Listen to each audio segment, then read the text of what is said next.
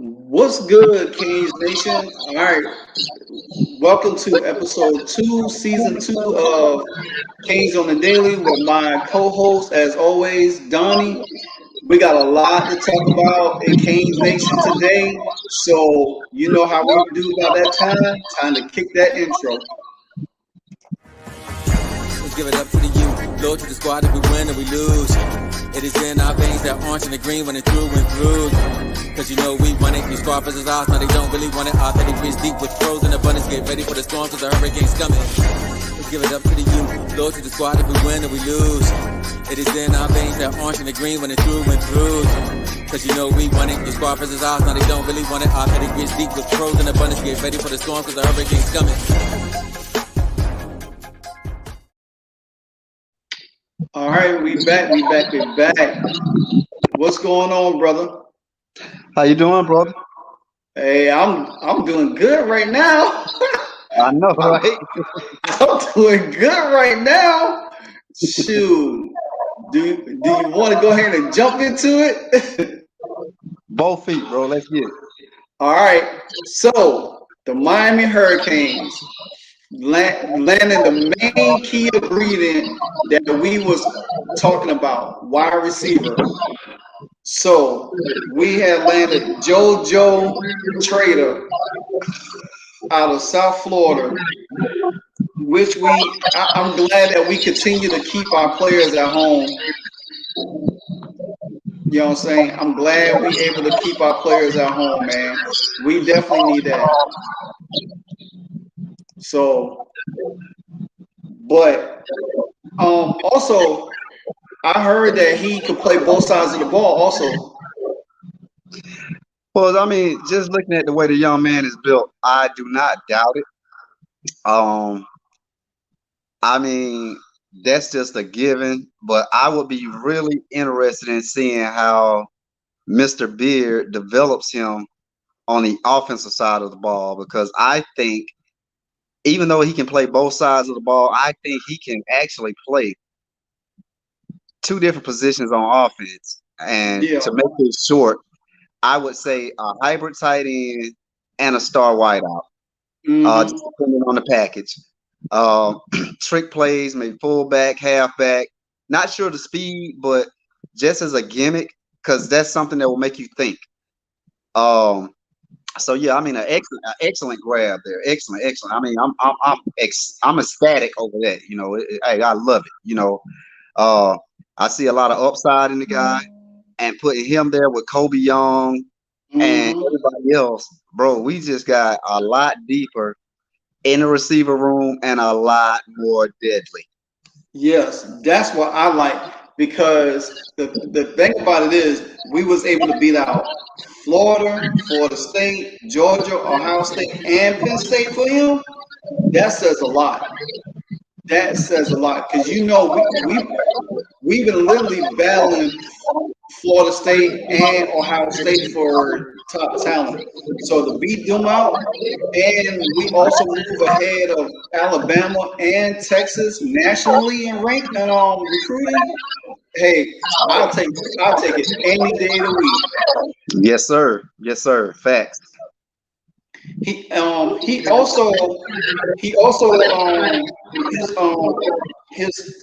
teammate Clarence Robinson, you know, he's with us too, you know. Yeah, I read about that briefly. Because I mean that happened like minutes ago, so I didn't get a lot of info on him. Yeah. I was just so excited. I almost threw the remote, but I was like, yeah, I was like, this is what I'm talking about. Like what we talked about earlier with the depth. Now we got dogs that can compete at all three levels. So it doesn't matter if Jacoby has a cramp. Now we can just start plugging pieces in. And when he comes back fresh, what are you going to do on defense? Because like if we continue to recruit like this, there won't be a whole lot of teams in the nation that can compete with us at that level. I mean, yes, of course, your playoff teams. I'm not delusional, but just the ACC, they will not be deep enough to compete with us if we keep recruiting like this. Because now it's like bring the fresh legs in. You know, we hit him for like a 40-yard bomb, take him out, put the fresh legs in. put the fresh legs in, and you got like maybe a 3 person rotation, and we like 4, 5, 6 deep. Come on, man. Yeah, and the thing, and this is something that me and you talked about last week, is that by providing depth, and especially at the wide receiver, because we was adding depth everywhere else except for that wide receiver, and we was thinking like, dang, is Miami gonna ever recruit some wide receivers? Especially when when Tyler Van Dyke leaves this year, and you got all the all the other quarterbacks that's stepping up, you got to make sure they have a lot of weaponry. You know what I'm saying? And I just think that it's good that we continue to add depth and build this program the right way, because like I said last week, is that when the college playoff goes to 12 teams, there won't be no shadow of doubt that Miami will have one of those spots. So I do firmly believe Miami will have one of those spots in 2 years. I think their program will be. I think like like this year we will win. We will win 3 more games more than what we won last year. Then the next year we'll win 2 more. And by that time, Miami will be so locked and loaded that you definitely ain't gonna be able to. I mean, it's gonna be hard to, like really contend with them, because then you can look at Miami as national championship material again. You know what I'm saying? So that's what I like it. And to me, they ain't done yet. Oh no, by far. Like to quote one of my favorite people, Ric Flair said it best. This is just the beginning, brother. Yeah. The thing is what I'm noticing with the trend in Miami. The thing is like, for example, and we got to talk about this young man next, Mr. Derek or De'Eric. Am I pronouncing that right? Say that again. Mr. Plaz. Yeah, Plaz. Yeah, Plaz. Yeah. But what I want to go back to Mr. Josiah, Mr. JoJo. What I'm noticing is a trend now is like those guys that play with him are like, hey, where you going? He's like, I'm going to the U. And whether they believe in our program or not, they believe in the players. So now you notice we're getting package deals. It's not like, okay, we lost a recruit here, we lose a recruit there, but usually through the transfer portal and recruiting, we get package deals like, hey, I want to go with my teammate, I want to go with my siblings, that type of thing. And I was like, that's the thing that's going to make us great again. And I can't wait for this second wave of recruits to come in, and we'll have even more to talk about.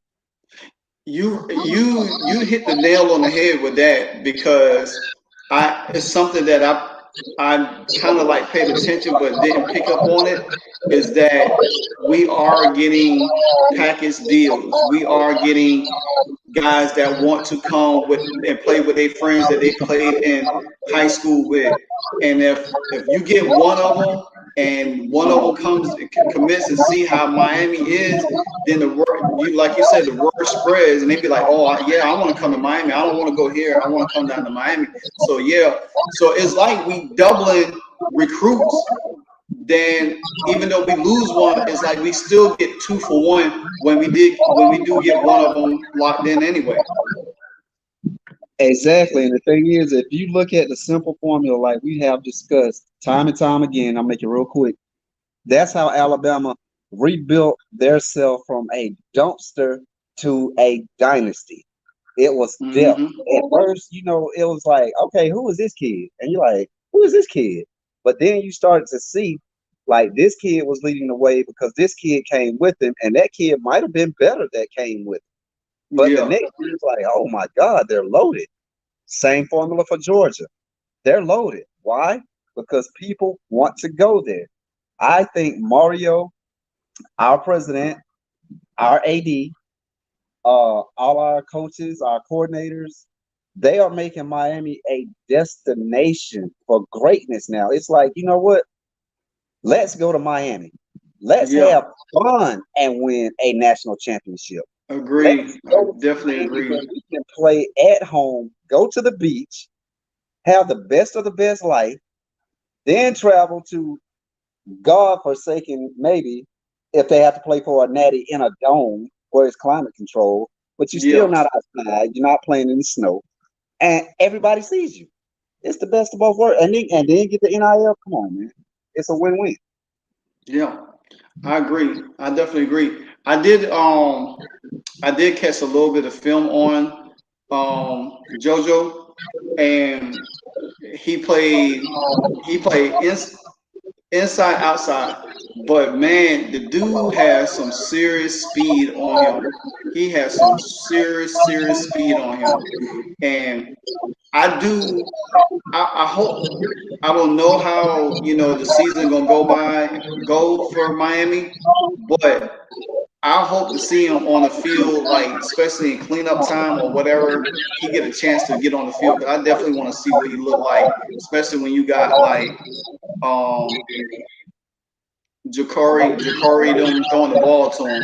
So and the thing about it is, I'm really excited for Ja'Cory um, for next year because between him or Mallory, whoever is not Mallory, but the other quarterback, whoever, which one of them takes over the reins after Tyler Van Dyke, they gonna have so much weapons to where because you already know Ja'Cory could run. He could run and pass, so he's a dual threat. So it's going to make Miami's offense really deadly, especially if he was to get the start.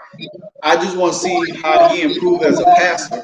We didn't see too much last year because he was using more so of as a gadget type of dude.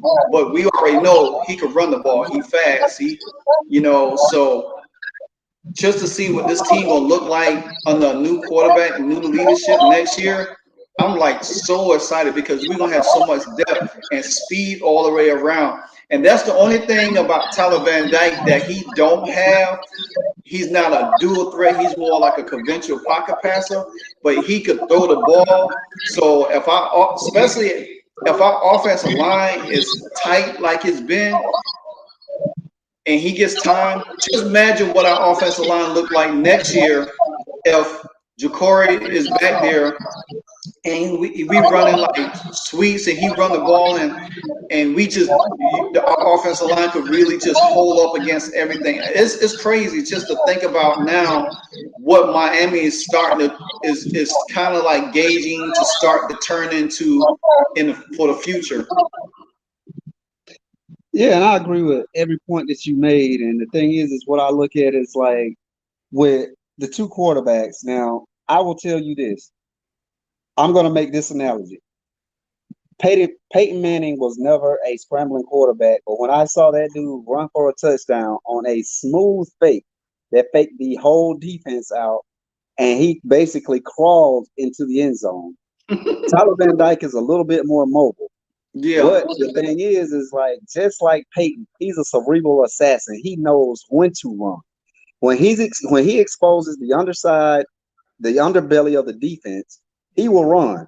And he's shown us that he can run. It's not fast and it's painful to watch, but he will get it done. But Oh at the yeah, same definitely. time, with Brown will be that threat. And like you hit on and alluded to, the offensive line will make all of this happen. Because imagine a quarterback has a clock, 3 seconds. Imagine if you give Tyler Van Dyke 4.5 to 5 seconds every snap. Yeah. With the speed on the ends, the speed in the slot, the tight ends, and then you bring Brown in, who is an absolute beast of an athlete, and you give him 5 seconds before the defense even knows what's happening. He's passing the chains. It's a first down, bro. Yep. And that's why I like this new offense and this new philosophy because it's going to utilize each quarterback that we have to their utmost potential. And we're going to have our best quarterback play on the Yeah. field on Friday, Thursday, or Saturday, whenever they schedule us. But we'll have our best quarterback play. Yep. I'll leave it at that. And I'm gonna tell you, I got a lot of faith because, like, I don't care if you change the system. If you can play, you can play, sir. Yep. Now, before we get to before we start talking about Derek Plaz, I want to chime in on. I watched another guy, another Miami Hurricane show. It's called the Ruffino and Joe show, and they was talking about is Miami back? So I don't know if you ever watched this show or whatever, but man, I had got I watched the show for about 10 probably about 10 minutes, and I got so annoyed because one guy was saying, hey, he think that Miami has gotten better on defense and that Miami is they're going to be a problem in the ACC.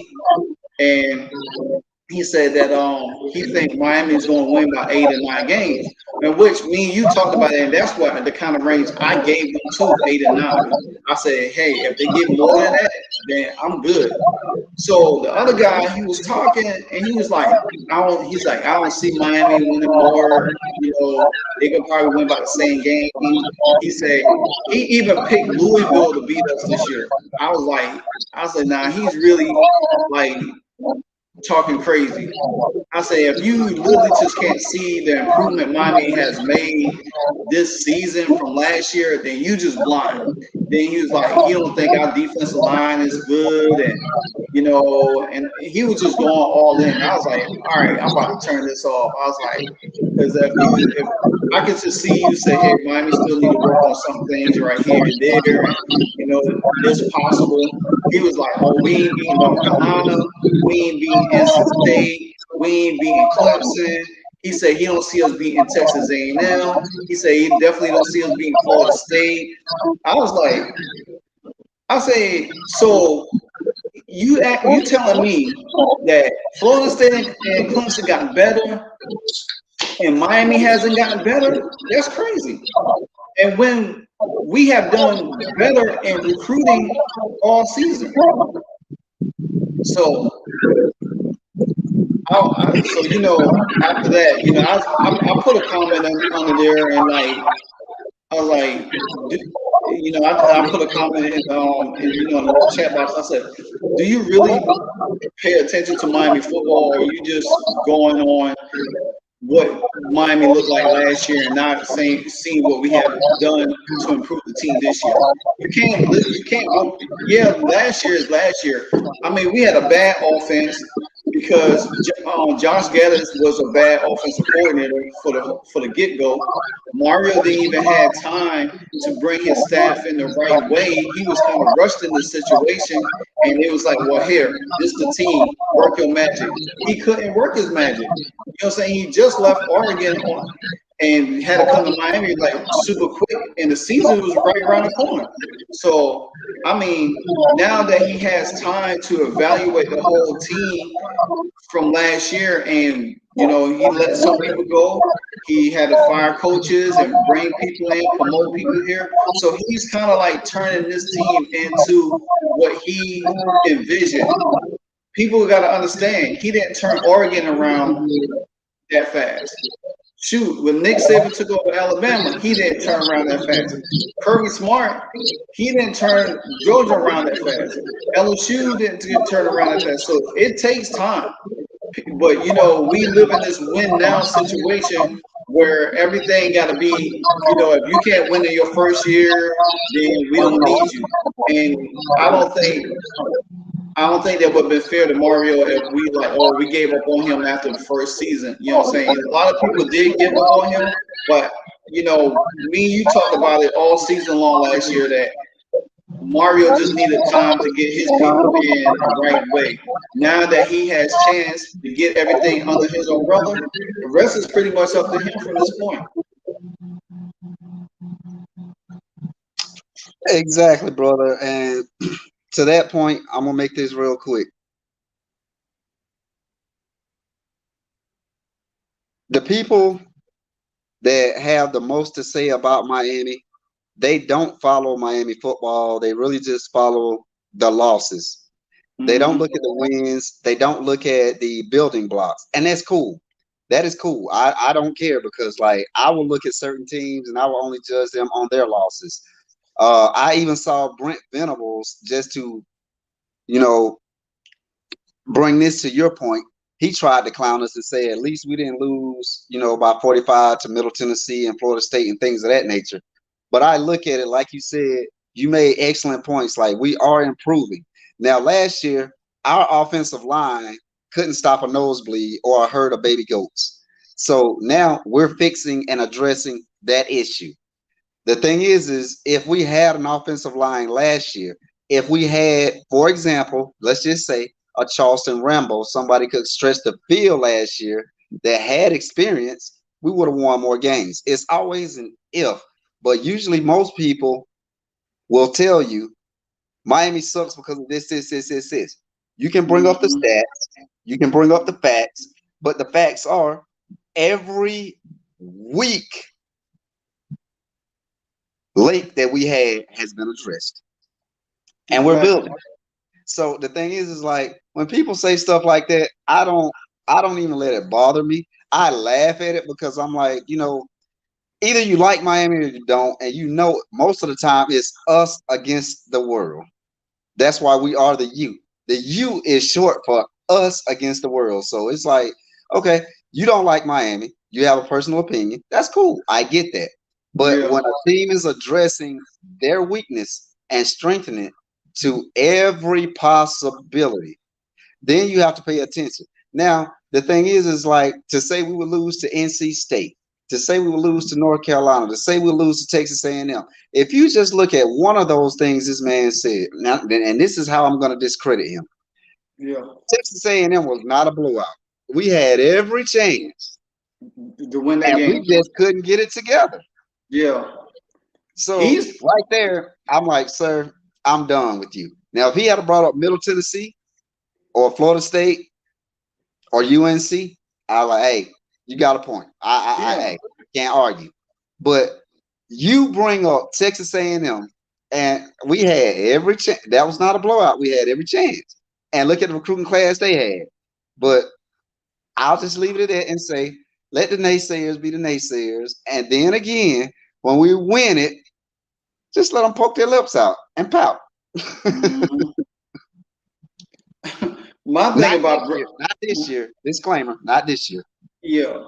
My thing about Brett Venables, like, dude, okay, you went to Oklahoma, all right, and you had 3-point losses to Baylor, Texas Tech, and West Virginia. You lost to West Virginia, who wasn't even that good last year at all. Thanks. And then a 7-point loss in the Big 12 championship against K-State. You lost to K-State. You know what I'm saying? Then you turn around and lost 55-24 in the college playoff run up to TCU.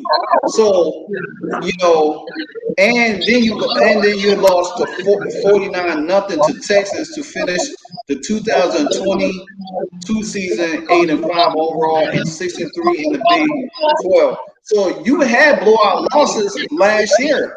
So his analogy don't even add up to what he's talking about. You know what I'm saying? So that's why I was like, my thing with Brett Venables is this: you need to saddle up because you about to go in the SEC, buddy. You know what I'm saying? You about to go in the SEC, and then you gonna have a long road to climb, So it ain't gonna be easy on you. You better pray that you make a bowl in your bowl game in your first year over there. So, like Miami found it an uphill battle when they moved from the Big East down to the ACC. It hasn't been pleasant for Miami. You know what I'm what I'm saying? But we just didn't have we didn't have coaches, or we didn't give some coaches ample enough time to turn the team around. I mean, there's chances that we had people in place that could have turned Miami around, but it didn't happen that way. So now that's a yesteryear. This is the future. So I'm looking to see what Miami gonna do. Now we're gonna talk about Mr. Offensive Tackle Derek Bass. Yes, sir. Let's get it. Let's get it. So, like I said before, Mario is building them trenches. He's building them trenches. He's building them trenches. I mean, when I seen when they got Derek Bass, I was like, oh yeah. I said he is definitely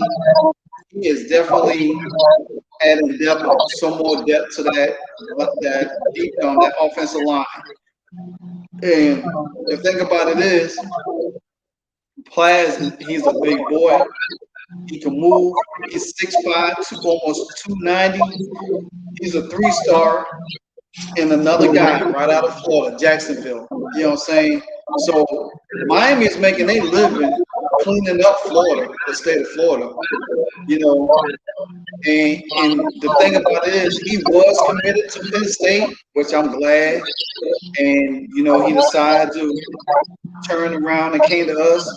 He did took a trip to NC State, so we kind of to me, I feel like we beating out not only teams in the Big Ten, but we beating out our own rivalry teams in our own conference, and that's that's more important than anything. When you could get a 5-star receiver, a 6'5" offensive tackle, and beat out NC State, Florida State, in your conference, that says a whole lot right there, because then that shows where you going as a program. And let me just speak on this real quick. Now, I will say this. I noticed that Mario has a vision. And I will not pretend to be the smartest guy in the world. I won't. But I see what he's doing with JoJo and Derek. These guys already have that Big Ten frame. Yeah. That you can put more weight and muscle on. He is beefing Miami up. So if the rumors are true, just look at what we're recruiting and what we're bringing in. We're bringing in bigger guys, but we're bringing in our classic fast guys. Yeah. But again, we're beefing up. We're getting bigger where we need to get bigger. And this team is just going to be a powerhouse, because if you notice, the ACC does not have too many teams. There are a couple, but there are not too many teams that they're going to average 350, 360 plus on the offensive line or the defensive line. And that's what Mario is building to. Yeah. They're not going to have receivers 6'2", 6'3", already in the 200s. Mm-hmm.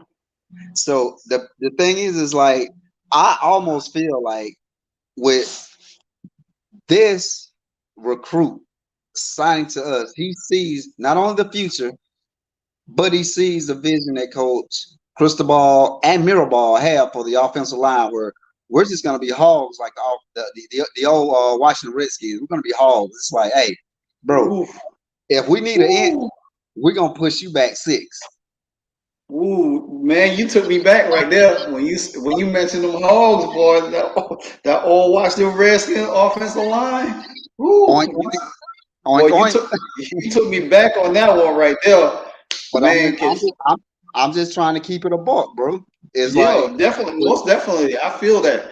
We beefing up. And the thing is, if we beefing up, the ACC is not going to be able to keep up with us if we keep beefing up. Exactly. And the more we beef up, then the thing is okay, you get a 5-star recruit. But if your 5-star recruit is 280 and he's matching up against a lineman that's you said, well, not you, but the people that know say is a 3-star, but he's already 320 and athletic. What can he do with that 320-pound guy? And then if you Exactly. take him out and bring a 340 guy in, that guy's gonna be beat down because your 5-star can't go into that many stars that many times. The math just don't math. Exactly. Exactly. And the thing about it is that the thing about it is that Mario still he's still he's if it serves me correct, he still is pursuing another 5-star offensive tackle out of California, Brandon Baker. I don't know if he committed yet or not. I haven't heard any more about him, but and then and then he waiting word from a top 100 tier lineman. Also, is there a Hufu from Seattle? So I mean, all of these guys that he's looking at, it's like massive, like you said, massive. You know, like big offensive line, like the Hogs. So and you got to think, Mario. If you look at Mario when he went to Oregon, why Oregon was so dominant? They even though they had skilled players and small guys, but they were still a little bit big on the offensive side of the ball. I mean, for him to take an Oregon team and go into Ohio State and beat them, that says a lot right there to his credit. So people say that he can't win the big one, but he showed you. And Oregon, they never. You if you look at Oregon never been like a down in the trench type team. You know what I'm saying? They always been like that. They always been like a real fast team, and that's why I always tell people, I was like, when you watching college football, not just don't watch just your team, watch every conference so you could get an idea how each conference operate, especially when it comes down to certain things like for the draft, recruiting wise, and everything like that. You got to pay attention to the whole landscape. So that's what I think for the last 2 years. That's what I kind of like in when especially when I started doing this YouTube stuff and all of this. I started paying attention to a lot more of the whole landscape of sports in general, you know, especially when it came down to college football, because we got so many teams, you know, and if you get so locked in on your conference and just the teams in your conference, and you're not paying attention to what other teams or how they building their program, you can't really say, well, hey, how how successful Mario is, but you can see it now. Mario been with Nick Saban. He been on his own. He played. He played at Miami, so he knows what it takes to win and winning in the trenches. You can have all the speed guys you want, but if you weak on the offensive line and the defensive line, it's going to be a disaster. So to your point, I think we're gonna be one of the biggest offensive defensive linemen in the nation for the years to come. Yeah, as long as we stay in the ACC, I don't see us going to the SEC, and we already discussed where I think Miami is going, and I think excuse me, I think Mario is building towards that, which is the Yeah. future. And I always love a man with a plan. Oh yeah. I hate a man that goes in blind. Mario has a plan, and basically, he is going to build this up, starting with this offensive line, Jason Taylor with the defensive line, to win those battles like you spoke on so eloquently in the trenches, because that's where it starts, that's where it ends. Yeah. So basically, Miami will be this team that after the first quarter, your star linebacker is standing there with his hands on his hips, like, I cannot get through his line, and I'm tired of this tight end hitting me, because we will be more physical this year. I guarantee you, we'll be more physical this year, and you will Oh see yeah. it. Oh You will. yeah. I guarantee it. We will be more physical, more disciplined. You won't see the false starts, because the thing is like, if you notice, the thing is like, Mario really hated when we got a false start or a Yeah. holding play. And that really just rubbed him the wrong way. So we are reestablishing everything, and we're loading up again where I said we were weak, and reestablishing our dominance, and it will show through the ACC. So now it's like when we play the Florida States, it's like, okay, when we play the Dukes, the North Carolinas, North Carolina States, you name them, Virginia Tech, are you deep enough to go with us? Because we got these big boys that are going to plow you. We're going to pancake you. We're going to throw you out of the way, and we're getting the quarterback, and you're not touching ours. Exactly. I agree. I definitely agree. I definitely agree with you on that because the fact of the matter is that um what I'm looking for this season is how we start.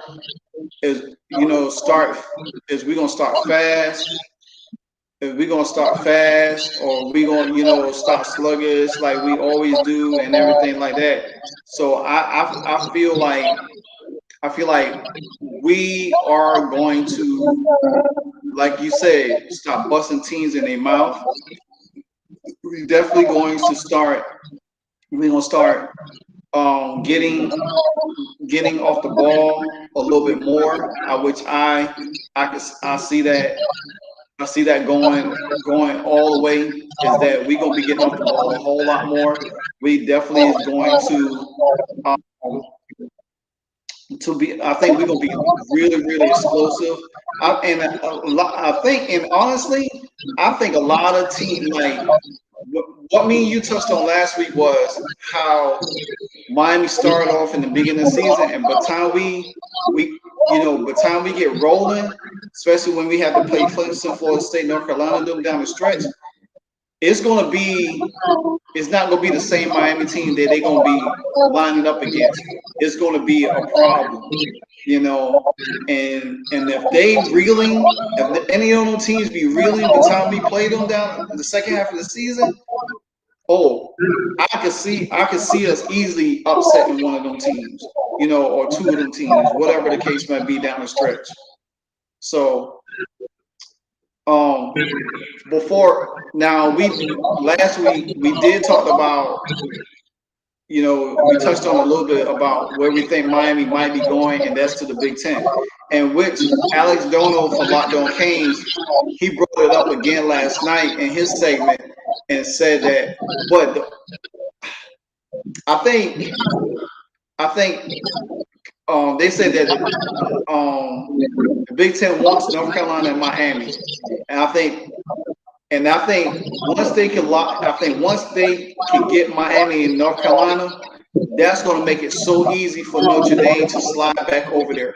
And to be honest with you, I think the quality now, even though the SEC has won the most championships, but I think by that time the Big Ten to me will be the better conference because they will have the better teams.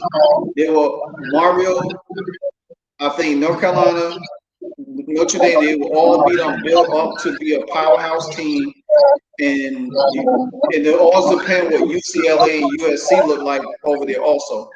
So I just think I think the Big Ten will have the best teams over there because they will have more depth, more variety. You know what I'm saying? Not just a two-team race or two or three-team race like the SEC always is. You know what I'm saying? It might be three teams, and then all of a sudden it's down to two teams. I think in the Big Ten you're gonna have so much a variety, and like you said, the way Mario's building his team towards that future endeavor over there is going to be something beautiful. I think it's going to be great. You know, I just don't know. If Clemson and Florida State goes to the SEC, I just don't know how well they'll do over there.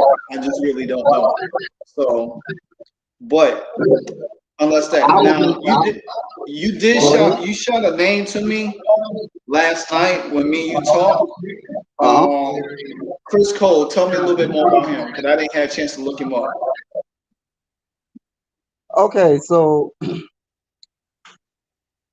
just to finish that last statement, I think Clemson and Florida State will struggle in the SEC just due to recruiting. But to get to Chris Cole, and this is like my diamond in the rough here, uh, I will tell you that this is the nephew of Rohan Marley. one of the most vicious Wolverine type linebackers we ever had. That basically taught Ray Lewis how to be Ray Lewis, taught Ed Reed how to be Ed Reed, and just was a blueprint for a linebacker from Vilma to Beeson, you name it, to Morgan in our defensive scheme. Mm-hmm. He is basically really, really considering the youth. Mm. Uh, he's from Virginia. He's like 6'2", I think two. He's a little bit heavier than his uncle. I think he's like 210 at this point, and his Uh-huh. uncle is like 5'8", 205, and was just an absolute, oh my God, amazing fireball. And I will tell you, just based off his awareness, his strength, his tenacity, putting him in our linebacker core, hey, that would be an awesome addition. Uh, I could see him wearing Rohan's number 2 again, Mm-hmm. and it would basically be just another great linebacker that we have. I love his instincts. I love the way he thinks, and he doesn't even let the fact that the great late and God rest his soul Bob Marley is his grandfather even Oh affect him. wow. He's just like, look, I want to play ball, and this dude is like, I mean, an absolute beast. I mean, I love the fact that we heard about him. I think Dono even touched on him because before we were looking at him, he was a 3-star. And as soon as we started sniffing, he went to a 4-star. And of course, more letters come in. Georgia's in the mix. Uh, and I knew Georgia was going to come sniffing. I knew that. But Yeah. the thing is, I'm just waiting for Alabama, USC, Ohio State, the big time players, Clemson. Mm-hmm. I'm waiting for them. But I think this guy just out of pure loyalty will commit to the Canes Yeah. and basically just give us a whole new dynamic on defense. Man, to me, that would be a great addition. I mean, a great addition. And pretty much anybody that usually had ties to Miami, and they if this is a kid, uncle, or whoever the case might be, um, they they usually they decide to come to the youth. So I mean, I think he will be. I mean, honestly, he'll be a great addition. I think he'll be something special. I wonder. I wonder. I wonder if I know Sean Taylor brother. Um, I wonder if he's thinking about finish his collegiate career where he at, or he looking to transfer out. It would be I don't know. I guess it's my bias because I'm a huge Sean Taylor fan. Um, I would love to see him play like his final season. Transfer and come to the U and play his final 2 seasons at the U. I think that would be special. Now I agree that would be special, but the thing is, and I'll make this real quick, with some of the legacy players, man, it's like they're not the caliber of the players that preceded them. Yeah. Uh, Now I have no problem with them coming. Like I wouldn't even mind to see Edge's son come, or Frank Gore's son come. Oh Uh, man. just because they're legacy players. But Yeah. at the same time, if they come, even though you're a legacy, sometimes that doesn't work out.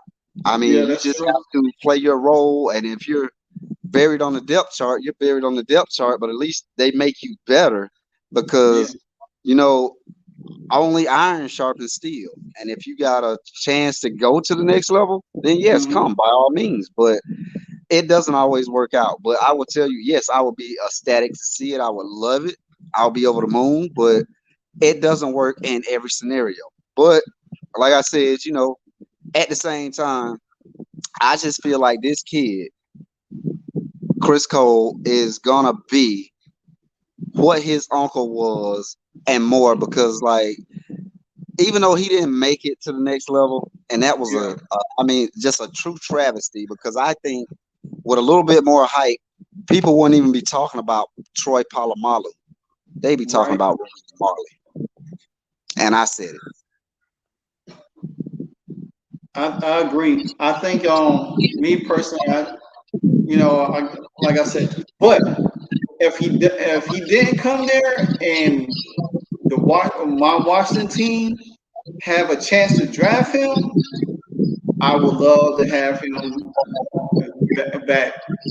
You know, to be with the Commanders. Just because his brother played for us, and we already know the tragedy from that. So I'm not gonna even rehash that anymore. But nevertheless, I just think that you know, and I did get to see Frank, Taylor, Frank Gore's son and Sean Taylor brother matched up against each other last year, so that was a highlight to see right there. Fred Gore's son, he got the best of that team. I think he ran for like 300 something yards that game, so it was ridiculous. So, but he didn't do. When we played Frank Gore's son last year, he didn't really do nothing against us though. We was not about to let that happen anyway. Yeah, but I mean, the thing is like we really just overmatched them as far as talent. I mean, Frank Gore Jr. just has something natural, and I would love to see Yeah. him behind a great offensive line to see how much he looks like his dad. Because even when he played us, I saw flashes. Even though there were Mm. negative plays, it was just a flash. Like, wow, it's no way he could have bounced in and out of that A gap that quick, hit the B gap, and only lost a yard. He should have lost 6. Oh yeah, definitely. But it was just like I saw the flashes of greatness, and kudos to the young man. I take my hat off to him, and like I said, I love all my legacy players, but sometimes it just doesn't work out. But at the same time, to be honest with you, I don't think there will ever be another Sean Taylor. There will never be another Ed Reed. There will be players that are similar to them, but great in their own way. Um, I don't even think we will see another Jeremy Shockey at Oh tight end, yeah. or a Mount McKinney on the offensive line. But I see we will have great players, and I see this in this recruiting class. That's why I'm calling them out specifically. Uh-huh. Now Cam has a lot of potential. Potential. Yeah. I love that young man, and I love his family. Shout out to his family if they're watching. You guys was really cool at the Clemson game. Uh, I see a lot of potential there, but I just don't see like the legacy players coming back and fulfilling roles to be as great as what their predecessors did. And I'll leave it at that. Well, I think that what's tomorrow? Friday. I think probably Friday or over the weekend we might get some more news. So I will be moving back. I will be moving the show back to Tuesday nights. Um, it'll be probably 8 o'clock as always. I think that'd be a perfect time to get in and out. Moving into 8 o'clock because you never know with traffic. When I'm getting off for that. So, but all in all, man, I think Miami. They landed um Class. Now they landed on Trader. I still think it's gonna be some more coming. Hopefully, um, hopefully in the next couple days, weeks. So, and just the thing about it, even though Miami might be quiet, that does not mean that they being productive.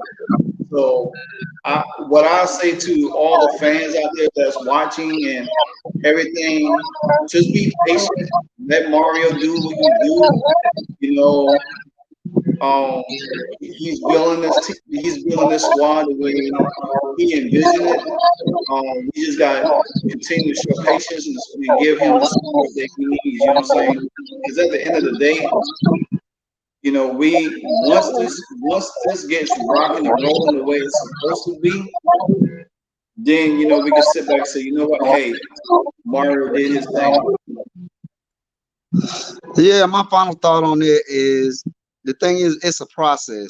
I mean, it's not like you can cook a stew with one ingredient. You have to add multiple ingredients, you have to watch it, you have to keep your eye on it, you have to have a vision of where you want this stew to be. So basically, Mario is cooking a stew almost like a gumbo, and it's gonna be thick, and it's gonna be the type of stick to your ribs. Like these guys, these young men that here bringing in, they believe in him. They believe in the system. They believe that everything can go well for them at the next level because he's going to give them everything they need to exceed at the next level because of the coaching staff. Now, if we take a look at a quick pick or a quick shot, if you look at what Miami sent to the draft since Al Golden was there, they have developed those players, and some of those players are still in the league.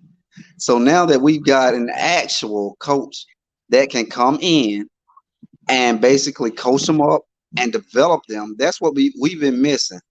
The discipline, the depth, and the discipline, the depth, and the what was the other D? I'm sorry, it's a car alarm going off over here. It distracted me. But anyway, what we have to do is just get back to the basics. Mm-hmm. So what we need to do is basically we got to develop these guys. That's the other D I was looking for, development. We have to develop the guys. And I think Mario is the perfect coach to do that because Nick Saban did it. Kirby Smart is doing it. Ryan Day is doing it. Yeah. Everybody's doing that now to be successful. They are developing these guys and they're instilling discipline and they go on to the next level and they succeed. So the thing is to make Miami great again, that's what we need, the 3Ds. And I'm going to close out on this. I think that this class, 2024, will shock people. And I mean, I'm not talking about like, oh, okay, that's Miami. It's like, oh my God, Miami? That type of shock. You know how excited I am about the 2024 class anyway. I told you last week that this 2024 class is something special, man. If people think this 23 class is special, they have not seen anything in this 2024 class, and they are going to shock a lot of people. They're going to shock people a lot. So check this out. You know, I'm just doing some research, and I just found this out because this happened 4 hours ago. The CW has secured broadcast rights to 50 ACC football and basketball games. It says that the CW announced on Thursday that it was secured the rights of 50 ACC football and basketball games each season through 2026 and 2027. Here's what you need to know. So the first game is going to be, I guess it's going to be September 9th, Pittsburgh against Cincinnati. That's a non-conference game. And then the CW will broadcast 13 football games, 28 men basketball games, and 9 women's basketball games. The basketball games will be broadcast in December, January, and February, with men's basketball doubleheader each Saturday and women's basketball games on Sunday. So I think because they say 2026, this goes to 2026 and 2027, because maybe around that time, you don't know what's going to go on, because with the grant of rights, you don't know if this new model with I really don't like Jim Phillips as the ACC commissioner. I really don't. He just Oh my God, he remind me of Daniel Snyder. He just sits there and don't have no clue how to do anything. You know what I'm saying? I wish what's the what's the dude that he left to go to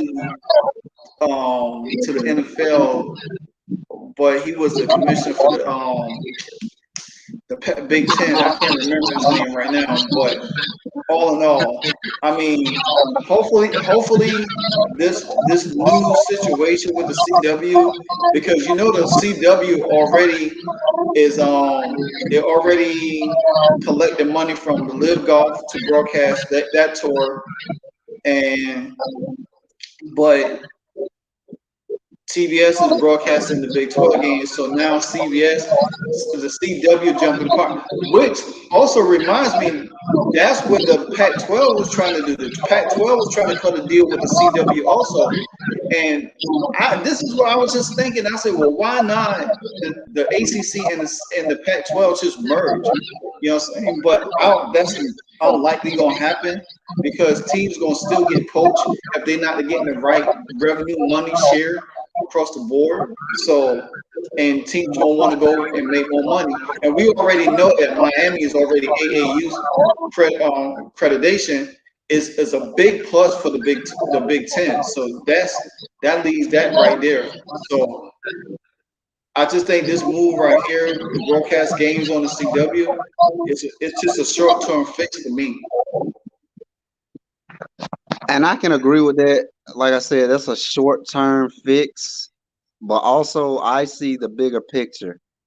Uh, the Big Ten is smart when it comes down to accredit. I always pronounce this wrong. Accreditation. Um, North Carolina is like one of the most accredited schools in the country, as is Miami, and been one. Um, so to bring them in, it's like you're not bringing in a public institution that you got to worry about if they can get the credits and the accolades. It's like you bring them in, it's already there. It's just add water, and basically by adding water, you add them to your conference. Yeah. So the thing is like if you really watch this, because I'm looking at this like a game of chess. The moves they are making, they're not worried about the SEC. They're not. What they're worried about is their conference, and they can say, well, you know what? We've got academic scholars at all these schools, so they can put it back up on the screen.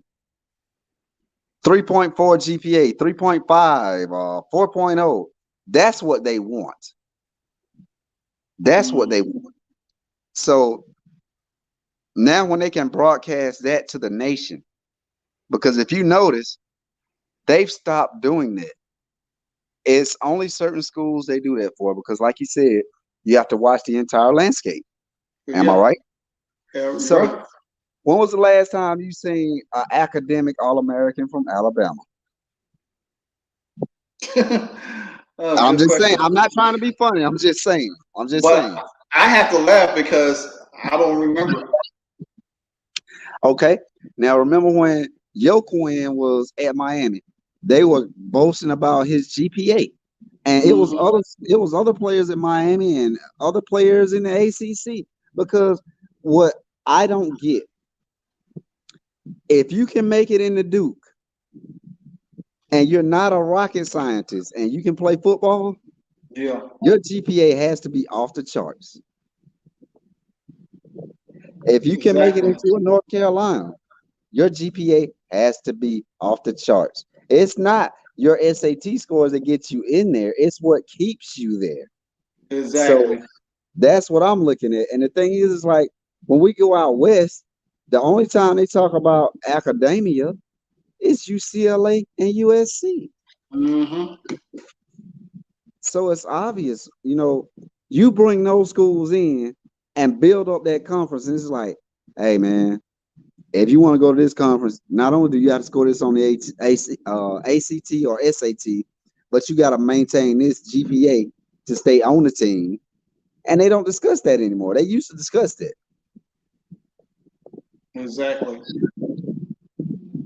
So all So I'm saying is, I think Miami has a plan, and it starts with our president that came back home. Um, I think he's got a blueprint, and Mario is gonna drive his Mario Kart pun just through the path, man. And basically, it's gonna be the scholars and the brilliant minds will be in this conference.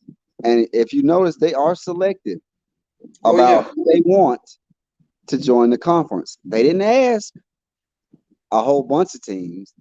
They asked for 2 teams. And then you bring Yeah. 2 teams from out west. Who? Okay. And I know we're gonna run over a little bit, but I gotta ask you this: Well, you good. who would not want to see, just because of the fandom, Miami play USC? Man, I would love to see that. Okay. I mean, you think about it, and I'm gonna throw Notre Dame in there because Oh yeah, yeah, yeah, they yeah, yeah, yeah, yeah. You brought that up, and I'm sorry, brother, I forgot that. But yes, Notre Dame. But yes, add that, and let's you, go. you add Notre Dame, Miami, and North Carolina. That's just them three right there. You think about it. Notre Dame has rivalries with Penn State, Miami, Michigan State, Michigan, and um, Purdue and USC. On top of that, that's what 5, 6 teams. Then you think about it. Miami, they got rivalries with Notre Dame. They got rivalries with Penn State. You know what I'm saying? They're gonna have that rivalry with North Carolina. They probably will keep the rivalry with Florida State. That would be an out of conference. Then you got to think Miami can pick up new rivalries with Ohio State. You know what I'm saying? That 2002 championship game. Yes, sir. We got to get that back. Then you look at Michigan could be in the fold. And guess what? We can renew our rivalry with Michigan State because Michigan State came to us. You know what I'm saying? You got to look at Wisconsin in the mix. So Miami could create new rivalries and re-enter the old rivalries with the Notre Dame, with the Penn State again. You know what I'm saying? So there's a lot of beneficials there because there would be marquee games there, marquee teams: USC, Ohio State, USC, Michigan, USC, Notre Dame, USC. I mean, UCLA against Iowa. I mean, because Iowa plays everybody tough in that division. Everybody. Yes. You know what I'm saying? Pressure. You know Yes. what I'm saying? Then you got to think Maryland could renew their ACC rivalry with Miami and North Carolina again. So there's so much potential for North Carolina, Notre Dame, and Miami to be in the Big Ten to where you could create more rivalries again, and you could create some new ones. And not only that, brother, I just look at it like, if you think about it, like just think about that market that we're talking about. That market is a really, really hot market, because it doesn't matter if Purdue plays at 12, that whole conference and their Mm-hmm. viewers are watching Purdue at 12. If Michigan State plays at 3:30, that whole conference is watching. Yeah. Ohio State kick at 8, they're watching. So now that you throw these marquee names in, now you got questions. Hey man, wow, you know what? LSU playing Mississippi State. Yep. I gotta check out this Ohio State Miami, bro. Mm-hmm. And And it's like, I think that will broaden the viewership, and it's gonna bring a whole new market to that conference, whether it's basketball, football, whatever.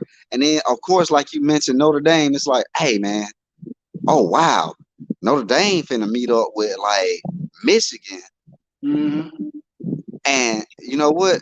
Of course, they have played Michigan, but the thing is, like, hey, they playing in Ann Arbor, bro. Yeah, And exactly. it's like, okay, all right, ABC got this, ABC got that coverage, but then it's like, and then the CW is like to the other people that can't get it. It's like you will have people from the West Coast like, you know what, USC. Oh wow, hey man, USC playing Notre Dame at 3 o'clock, and you're like, yeah, 3:30. But guess what time it is in California? And they all tuning in. Yep. And, All another thing too, you know that the Big Ten contract is to take over CBS, so they're gonna be splitting time with the SEC until the SEC contract runs out. I think the rest of this year or something like that. And then you're gonna see on CBS, you're not gonna just see SEC games. You're gonna see Big Ten games. You know what I'm saying? So that's gonna be another viewership market for the Big Ten, because now you don't have to be seen just on ESPN or Fox or whatever the case might be, or the Big Ten network. Now you get this, you're gonna be on a major channel because CBS broadcasts just about everybody. So now you're gonna be rivaling SEC, like you said, for certain time slots. So I think the Big Ten has a great way of how they trying to landscape themselves, and that's why they want the southern market to have a foothold, to grab a hold of a Miami and the North Carolina type deal. You know what I'm saying? And bring them over there and have that recruiting landscape over there, because then you the SEC will only have what, Clemson and Florida State, but then you got Florida State got a rival Florida in the same conference for you know for recruits. Miami don't have to rival nobody in the Big Ten for recruits. You know what I'm saying? Not so much with North Carolina, and then you got to think. UCF is already in the Big 12, so that's by themselves. They got that southern landscape. So yeah, I see it. It's gonna yeah, be it's almost like it's a Oregon Trail, man. It's like, they are blazing a path to the south. And like I said, like, I'm gonna be honest with you. Back in the day when I first fell in love with college football and had only TBS, Turner Broadcasting, where we could watch WCW wrestling and only SEC football, it was amazing to see Miami on ABC and CBS at the same time. right. So it was like, the thing is like, I think they realized that the market, because Miami has so many satellite fans. And what I mean by that is like, I go anywhere I can see an Alabama fan. I'm like, yeah, so who's your favorite player? Oh, all of them. Okay, fine. But if I see a Miami tag and I throw it to you, they throw it to you enthusiastically and come up and greet me like, hey, what's up, brother? Hey. I've been a fan since. And I'm like, okay, I get it. So Yep. if we see that, don't you think they see that? Exactly. So all I say to this, people could continue to sleep. I know a lot of people don't think that Miami is going to be able to, teams going to be able to lead the ACC, but I think that eventually teams going to find a way out of the ACC. So, but unless that, if you got any more closing arguments before we sign off? Yeah, well, I just want to say this, and I'm gonna make this quick. Leaving the ACC will not be good for a couple of schools. For example, Clemson and Florida State, just because the thing is like, if you join the conference with your rivals, there will be like a whole new recruiting battle. Yeah. The thing is with Florida State, you got Florida. Clemson, you got South Carolina. So the thing is joining that. Do you think And I'm just going to ask you this before I sign off. Do you absolutely think with Oklahoma and Texas coming, can Florida State and Clemson compete in the SEC East? Ooh. Once you move Alabama and all over. Depends on how they divide the conference up. Well, I think from the sketches, and I'm just gonna give you this, so you can make an informed decision. From the sketches I've seen, the SEC East will contain Alabama and Auburn, well, yeah, that's rivalry. and everything else is going to the West. Ole Miss, Mississippi State, LSU will stay in the West, but Alabama and Auburn are coming over. Mm. So Clemson and Florida State coming, you know, they have to put them in the East. Yeah. Now, if they break it up in a like a pod, 4 pods, then I think most likely Clemson and Florida State will be in the same pod. They might add like South Carolina, say Tennessee in there. You know, it might be 5 teams in the pod. So let's say Clemson, Florida State, um, Clemson, Florida State, South Carolina, and Tennessee. Then say you got Georgia, Florida, probably Mississippi State in there. Then you probably got Texas, Oklahoma, Missouri, Texas A&M, all of them in one part, and then Alabama them in another part. I think it'd be like that because then you don't want to make it so top heavy, you know, where teams at least have a chance to get out that pod, whatever the case may be. And then you have to create like a playoff scenario for all 4 of these teams to play each other to win the division, whatever the case may be. So I think it. I don't know. I got a feeling Clemson's going to take a step back after this season. I just don't see them continue to be that juggernaut. I think now with teams like Florida State, Miami starting to come on now, and that's where the media want to see Miami and Florida State be good again, you know, because it was good for college football. I think they dealt with Clemson being good, but I think they wasn't really all for Clemson. You know what I'm saying? You know, they'd rather have Alabama. You know, like Georgia is now the new Alabama, so everybody going to Georgia. But college football is so funny because you got to think about it. They want Ohio State to be good. They want Michigan to be good. That's what they're looking for. They want Miami. They want Florida State. They even want Nebraska to get back good again. You know what I'm saying? They want Oklahoma to be the Oklahoma. If these teams become that catalyst, then you don't have to worry about watching a Georgia or Alabama always in the national championship all the time. You will start having a variety because everybody be able to top somebody at some point in time. So college football, they've been longing for years for Florida State, Miami. They've been hoping, you know, Ohio State, you know, turn the curve at some point, win the national championship, you know, and then, you know, every time they play the SEC, they do lose. But look at Michigan, you know, Michigan's starting to get good again. Penn State's starting to come back.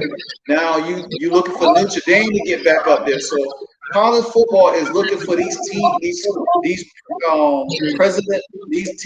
teams from have so much rich tradition in yesteryear to get back good again because I think they kind of tired of Georgia. They probably tired of Alabama, you know what I'm saying, or LSU. They want somebody else to carry the torch now.